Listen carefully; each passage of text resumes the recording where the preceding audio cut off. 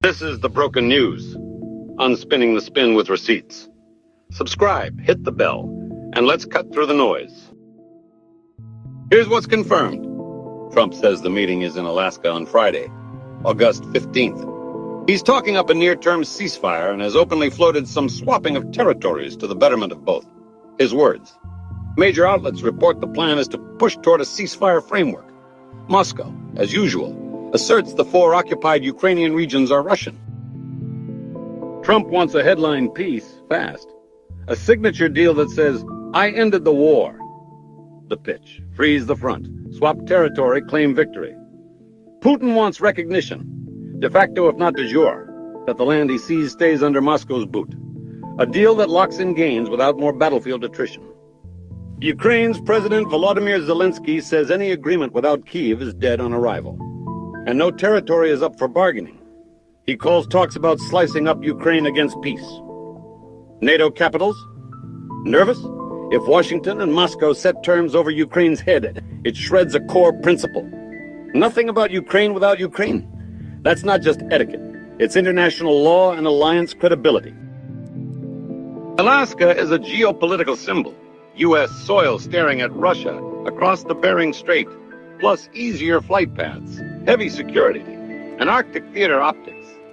It's neutral-ish without being neutral.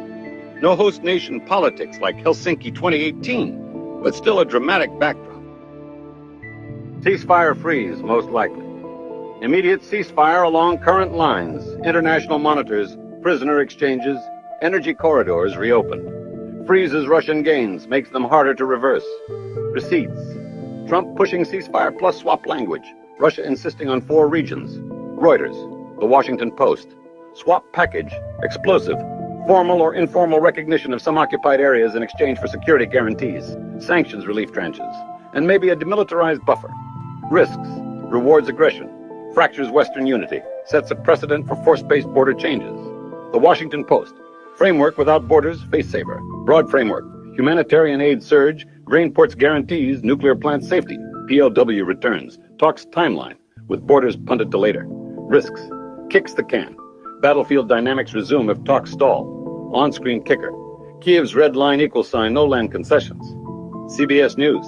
Kyiv's red line equal sign, no land concessions. CBS News Title 125.